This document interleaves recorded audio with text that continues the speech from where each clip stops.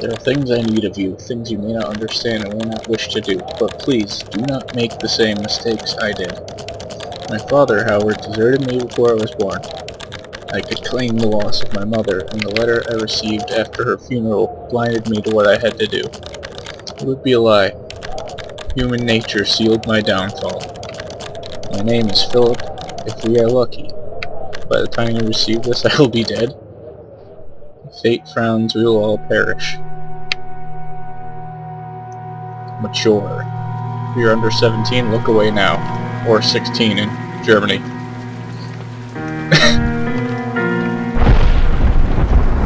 Welcome to Penumbra Overture.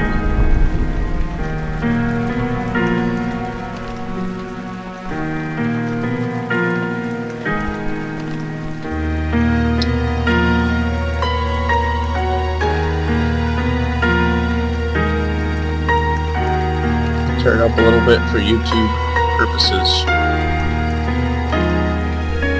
What? Not that much. How do I turn it down? Okay, I got this. This is a blind playthrough. I have no idea what to expect. That should be good enough. Options. I'll just leave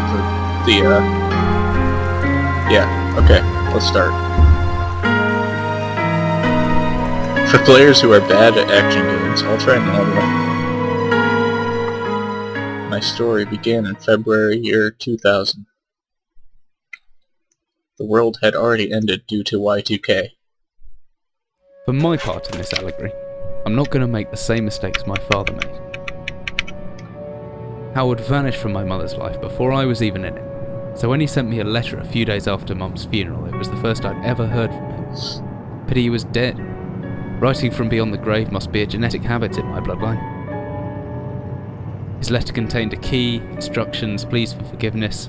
I figured the dead don't have much use for absolution, so I turned to his prophetic passing, which he inexplicably expected to come any day. Clearly averse to explanations, my father preferred to leave directions to a bank on Mayfair I'd never even heard of. In that bank was a safety deposit box in his name, and myself as executor. Of course, I went, as he knew I would. I discovered that despite the evidence, he'd been legally declared dead almost 30 years ago, and so the old book and collection of notes I found had, in the eyes of the law, been mine all this time. My father's instructions were to burn the documents, raise no further questions. But that was his error. No man's immune to the shameful trappings of curiosity, and my humanity got the better of me. I'm so British. The university I taught at was world renowned for two things: physics and linguistics. I represented the first, and the man who stood for the second was stumped by my recent acquisition. The book was indecipherable. The notes, however, showed a location somewhere in uninhabited northern Greenland. It took me almost a year to book the last flight I'd ever take. As I watched civilization disappear along with Heathrow, I realised my father had disappeared 3 decades ago, almost to the day, and I considered in turn what it was that I was leaving behind. We landed on a strip of ice a few feet wide, and within minutes I was pulling away on a chartered boat, beginning the 12-hour journey that would lead me into my past. Yeah, so I literally have no idea what to expect from this game. I saw it was good, I saw nothing about it. I downloaded the demo.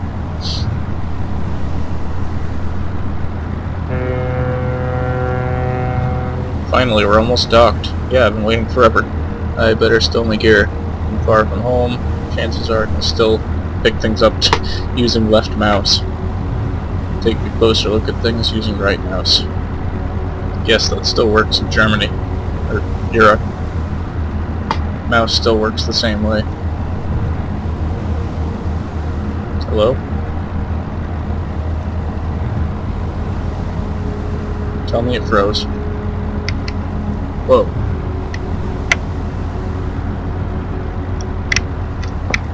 Okay, apparently this is gameplay. I sure can't see anything. Well, What's that blinking eyeball?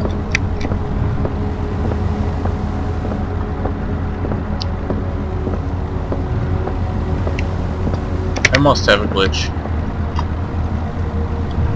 What? Crew seemed friendly enough, but just in case I locked up my valuables. Which the keys in my inventory somewhere. Once I've found it. Ugh. I must have a glitch. There's no way this is gameplay.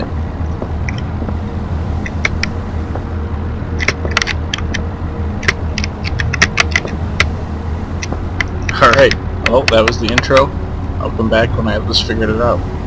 Figured it out. I'll come back when I have figured this out. I can't talk.